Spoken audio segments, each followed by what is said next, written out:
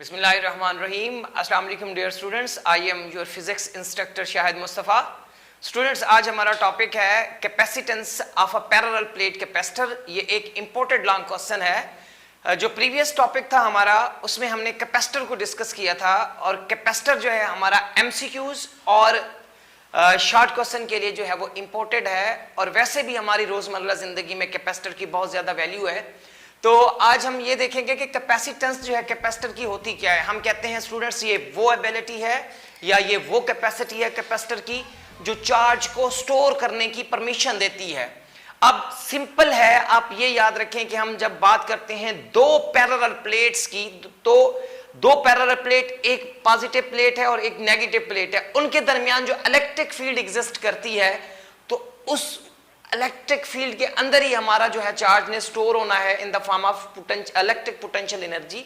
तो हम कहते हैं कि वही कैपेसिटी है, वो कितनी परमिशन देती है आपको, कैपेसिटेंस जो है कि आप कितना चार्ज जो है वो स्टोर कर सकते हैं, ये एबिलिटी कहलाती है कैपेसिटर की, या इसी तरह कैपेसिटी कहलाती है। तो प्रीवियस जो हमने इक्वेशन देखी थी, हमारे पास Q जो था इज इक्वल टू था CV। यहाँ पे C मैंने लास्ट लेक्चर के अंदर भी कहा था कि ये कैपेसिटेंस है, और ये हमारे पास वो पोटेंशियल डिफरेंस है, और ये हमारे पास जो था क्या था, चार्ज था जो स्टोर होना है प्लेट्स के दरमियान। तो अगर यहां से हम इसी कैपेसिटेंस को निकालना चाहें तो स्टूडेंट्स हम निकाल सकते हैं Q/V, ये हमारे पास रिलेशन हो जाएगा। अब अगर स्टूडेंट्स हम यूनिट की बात करते हैं तो कैपेसिटेंस का जो यूनिट है वो फैरेड है। तो ये याद रखें स्टूडेंट्स, जो फैरेड है is the biggest unit of capacitance, यानी कैपेसिटर का जो बिगेस्ट यूनिट है वो हमारे पास है फैरेड। अमूमन हम रोजमर्रा जिंदगी के अंदर जो है, और ये जो बिगेस्ट यूनिट है ये ग्रिड स्टेशंस वगैरह में यूज होते हैं, और जो हमारी रोजमर्रा जिंदगी में है वो माइक्रो फैरेड, नैनो फैरेड या पिको फैरेड, इस तरह के छोटे जो कैपेसिटर हैं वो हम रोजमर्रा जिंदगी में यूज करते रहते हैं। तो अगर हम इस कैपेसिटेंस की डिपेंडेंस की बात करें, कल भी थोड़ा सा मैंने इंट्रो दिया था आपको, हम कहते हैं ये जो कैपेसिटेंस है ये ज्योमेट्री ऑफ प्लेट्स पे डिपेंड करती है। कि ज्योमेट्री ऑफ प्लेट्स का क्या मतलब है कि प्लेट की क्या शेप है, क्या साइज है उसका। फिर हम कहते हैं कि इफेक्टिव एरिया जो है, हम कहते हैं कि डिस्टेंस बिटवीन जो प्लेट्स है उस पर भी डिपेंड करता है। उसके बाद फिर हम कहते हैं कि इफेक्टिव एरिया जो है बिटवीन द प्लेट्स, उस पे भी हमारी कैपेसिटेंस डिपेंड करती है। इसी तरह हम कहते हैं कि कोई डाई इलेक्ट्रिक मीडियम यानी एयर हो गया, वैक्यूम हो गया, या कोई और डाई इलेक्ट्रिक मटीरियल ले लें, तो उस पे भी हमारी कैपेसिटेंस जो है वो डिपेंड करती है। अब स्टूडेंट्स यहाँ पे इस टॉपिक के अंदर जो टेक्निकल पॉइंट है वो ये है, मैंने यहाँ पे लिखा हुआ है कीप इन माइंड, हमेशा आपने याद रखना है कि कैपेसिटेंस जो है वो प्लेट की थिकनेस और इसी तरह जो मेटल है प्लेट्स की, उन पे डिपेंड नहीं करते। ये आपने याद रखना है, और ये इंपोर्टेड आपके लिए एमसीक्यूज भी है। Capacitance does not depend on thickness of plates and metal of plates. तो अब जो है इसी चीज को, इसी रिलेशन को हम आगे पढ़ते हैं। हम ये देखते हैं कैपेसिटेंस को फाइंड आउट करना चाहते हैं फॉर वैक्यूम के लिए और इसी तरह फॉर डाई इलेक्ट्रिक मीडियम के लिए। दो डिफरेंट केसेस हैं। ये यहां पे आप गौर करें तो मैंने यहां पे एक स्ट्रक्चर बनाया हुआ है। ये जो सर्किट डायग्राम मैंने बनाई हुई है, ये देखिए हमारे पास क्योंकि सिलेबस में दो पैरेलल प्लेट्स की बात की गई है, इस वजह से हम यहां पे दो पैरेलल प्लेट्स ही इस्तेमाल कर रहे हैं। तो एक है हमारे पास नेगेटिव प्लेट और एक है हमारे पास पॉजिटिव प्लेट। अब यहां पे आप जैसे ही स्टूडेंट्स वोल्टेज देंगे यानी बैटरी को कनेक्ट करेंगे तो आपके चार्जेस फ्लो करना स्टार्ट कर देंगे, और इस जगह पे जो है ये जो D मैंने यहां पे लिखा हुआ है सेपरेशन है। स्टूडेंट्स एक बात और भी याद रखें, ये जो D है, ये जो डिस्टेंस है, ये जो प्लेट है ना उसके साइड से बहुत कम होना चाहिए। तो ये जो है बहुत समाल है डिस्टेंस इन प्लेट्स के साइज से। अब हम कहते हैं कि इस जगह पे जो कैपेसिटेंस ने इजाजत देनी है, मतलब कि चार्ज को स्टोर होने की, उसको फाइंड आउट करते हैं। हमने प्रीवियस कंसेप्ट के अंदर पढ़ा है, हमारे पास जो electric field as a potential gradient है, कल भी इस के बारे में बात हुई थी, वो होती है E is equal to V/D। अब हम क्योंकि वैक्यूम के लिए बात कर रहे हैं तो यहाँ पे आप वैक्यूम लिख देंगे। पहली बात, इसको आप इक्वेशन जो है स्टूडेंट्स यहाँ पे 1 कंसीडर कर दें, ये आपके पास इक्वेशन 1 है।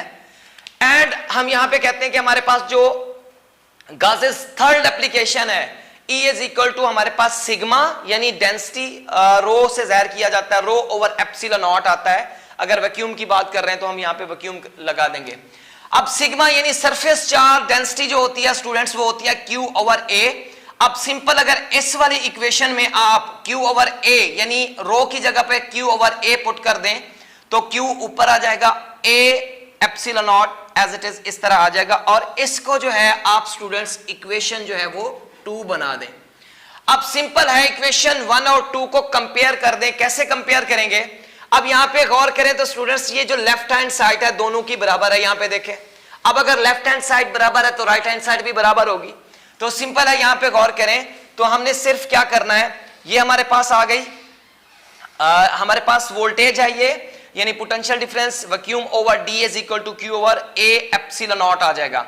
इसको सिंपल आपने स्टूडेंट्स क्या करना है, सिर्फ और सिर्फ क्रॉस मल्टीप्लीकेशन कर देनी है। फिलहाल आप अगर क्रॉस मल्टीप्लीकेशन करते हैं तो Q D is equal to ये आ जाएगा वी वैक्यूम ए यानी एरिया एप्सिलॉन नॉट आ जाएगा। इनको अगर आप दोबारा सेपरेट कर लें, यानी ये v जो है इस q के नीचे मतलब के ले आए, और इस वाले d को अगर a एप्सिलॉन नॉट के इक्वल ओवर ले जाएं, बट्टे में ले जाएं, तो अब यहां पे स्टूडेंट्स गौर करें, यहां पे जो रिलेशन है c is equal to q over v। अब अगर गौर करें तो ये q ओवर v ही है, लेकिन ये शर्त है कि वो वैक्यूम के लिए है। तो हम यहां पे क्या करेंगे, इन यानी इस रेशो की जगह पे हम कैपेसिटेंस को लिख सकते हैं फॉर वैक्यूम। तो यहां पे capacitance for vacuum is equal to A epsilon naught over D आ जाएगा, जो कि हमारे पास जो है स्टूडेंट्स ये फाइनल रिजल्ट है। अब यहां पे गौर करें, अब अगर स्टूडेंट्स यहां पे गौर करें तो ये आपकी जो कैपेसिटेंस है फॉर वैक्यूम, ये दो चीजों पे डिपेंड कर रही है। एक तो फ्री स्पेस ऑफ परमिटिविटी पे डिपेंड कर रही है, और दूसरा एरिया पे डिपेंड कर रही है, और तीसरा आपके पास किस पे, डिस्टेंस पे भी डिपेंड कर रही है, जैसा कि पीछे मैंने कहा। अब यहां पे गौर करें, हम कहते हैं कि हमारे पास जो कैपेसिटेंस है फॉर वैक्यूम वो डायरेक्टली प्रोपोर्शनल है एरिया के, यानी जितना ज्यादा एरिया होगा आपके पास कैपेसिटेंस फॉर वैक्यूम उतना ज्यादा होगी। अब ये देखें इनवर्स रिलेशन में है, अगर यानी इसका क्या मतलब है, अगर आप कैपेसिटेंस ज्यादा चाहते हैं तो आपको एरिया ज्यादा करना पड़ेगा। अब अगर आप कैपेसिटेंस स्टूडेंट्स ज्यादा चाहते हैं तो आपको डिस्टेंस जो है वो कम रखना पड़ेगा। क्लियर होगी बात? तो ये तो था हमारे पास वैक्यूम वाला केस। अगर हम अब डाइइलेक्ट्रिक मीडियम की बात करते हैं स्टूडेंट्स, यहां पे आपने गौर करना है। इसी तरह ये हमारे पास बैटरी है, जैसे ही आप स्विच ऑन करेंगे आपके चार्जेस फ्लो करना स्टार्ट कर देंगे। अब जो वही है electric field as a potential gradient for जो है हम मीडियम के लिए अगर बात करें तो V ओवर D हो जाएगा। इसी तरह third application of Gauss's law, E यानी medium is equal to rho over epsilon naught, और यहां पे आ जाएगा आपके पास एप्सिलॉन R भी पढ़ते हैं और एप्सिलॉन R भी पढ़ते हैं।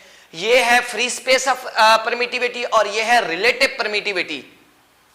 अब स्टूडेंट सिंपल हमने क्या करना है, जैसा कि हम जानते हैं कि सरफेस चार्ज डेंसिटी हमारे पास इस चीज के इक्वल है, तो अगर आप रो की जगह पे ये पुट कर दें तो Q over Q over A epsilon naught epsilon R आ जाएगा। इसको उसी तरह इक्वेशन आप 2 बना दें और इस वाली इक्वेशन को आप इक्वेशन 1 बना दें।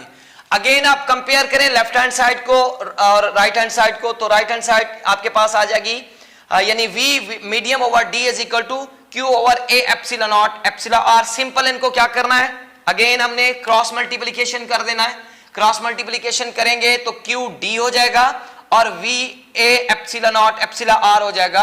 अब अगर दोबारा सेपरेशन कर दें तो आप ये V इसके नीचे बटा कर दें और यहाँ पे D इसके नीचे बटा कर दें। यहाँ पे गौर करें स्टूडेंट्स, अगेन ये जो हमारे पास वैक्यूम वाला रिलेशन है वो आपको यहाँ पे नजर आएगा, क्योंकि Q ओवर V की जगह पे तो हम यहाँ पे अपनी कैपेसिटेंस ही लगाएंगे।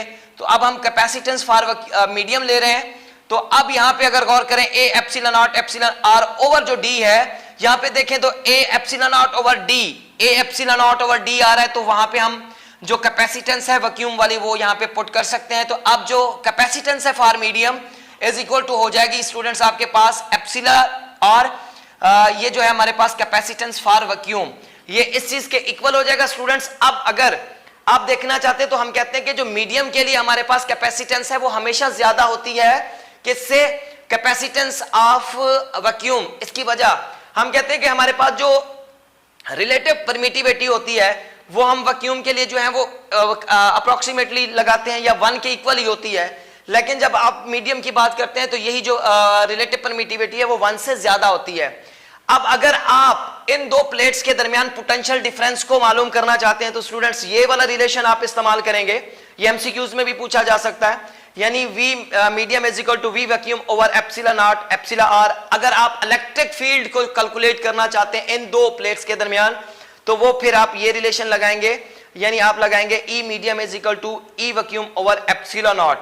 तो ये था स्टूडेंट्स आज का हमारा टॉपिक। इंपॉर्टेंट लॉन्ग क्वेश्चन है, जैसा कि मैंने कहा है आप इसको बार बार देखें। वीडियो को अगर आप मतलब कि देखना चाहते हैं, आपको समझ नहीं आ रही तो वीडियो को स्टॉप करके देखें। अपनी कॉपी और पेंसिल साथ रखा करें जब आप लेक्चर देख रहे हो। तो अगर कोई आपके माइंड में कोई क्वेश्चन आता है कि मतलब इस टॉपिक से रिलेटेड या किसी और टॉपिक से रिलेटेड तो आप हमें कमेंट्स में अपने कमेंट से याद कर सकते हैं। अगर अभी तक आपने हमारा चैनल सब्सक्राइब नहीं किया तो स्टूडेंट्स हमारा चैनल सब्सक्राइब लाजमी करें। अपनी दुआओं में बहुत याद रखिएगा। अल्लाह हाफिज़।